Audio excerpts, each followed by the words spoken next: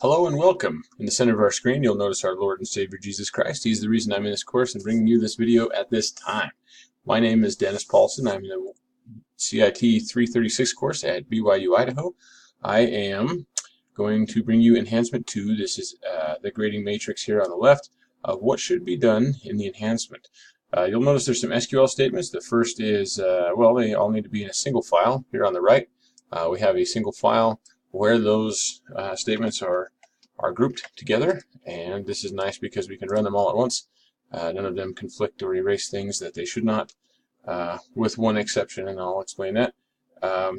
So we're going to add Tony Stark to the database. We're going to update Tony Stark to his client level is going to update, and then we're going to change the nylon rope record into climbing rope, and then we're going to select the miscellaneous items, and then return that inventory name where those inventory items are miscellaneous. We're going to delete the Koenigsegg car from the database, and let's see, yeah, we will go from there. So these first criteria are going to be met.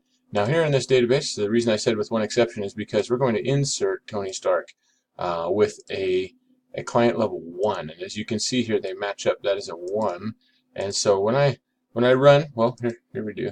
We can do this. We can copy just that part of the SQL. Let's go over here to the database. You'll notice if I click on clients, we should have just 3, me, and me. And we'll go ahead and click the SQL. Let's copy and paste and place our SQL. When we run this, we should have Tony Stark with 1 there as our inventory number. Green means go, means it worked usually. It says a row was inserted. There's Tony Stark. If we scroll over here to the right, you can see his client level is definitely 1. Now the rest of these statements we can copy in and do all at once. So let's go over to the SQL. I'm going to select and paste. So we've got everything here. So we're gonna, looks like we're gonna put another record of Tony in there, which is fine. And then wherever that, oh wait, no, we're not. We're going to set the client level to 3 where the client level is 1. And his name is also Tony. So that's just a way to isolate those, obviously. So we'll click go and see what happens. Looks like a bunch of greens. 1 row affected there and other rows deleted.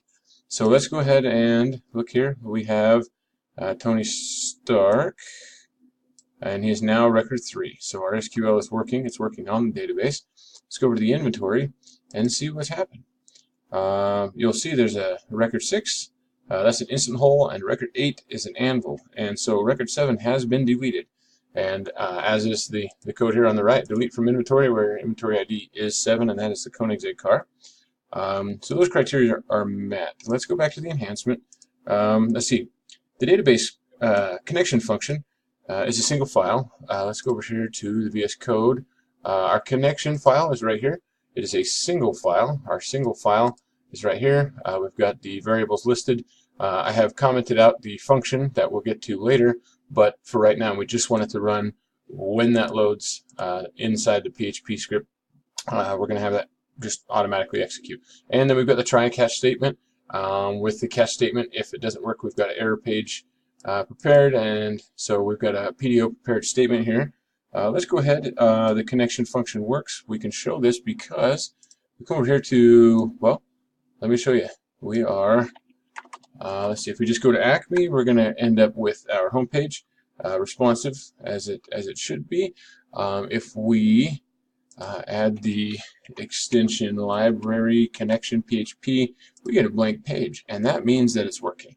And to demonstrate that, I'm going to go ahead and change one of these variables, which is going to throw off everything. I'm going to Control S to save that, Control R to refresh, and it looks like we did get sent to the error page, and you can see it goes to the view 500 PHP page, which is where we wanted it to go. And you can see what happens when the coyote made the error on that rocket.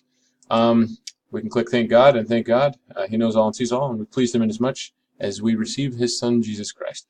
And so that's kind of a fun little tidbit there that I like to do. But as far as the database goes, that is the error page. We can change that location just to a generic, or what we can do, another way to show that this is working, I'll delete that, Control S, and let's go back to the same the same location, library.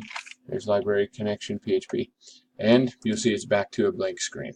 And so that's essentially the way that works. And let's see. Oh, yeah. I mean, if we change something like server X, that should also break it. That might actually.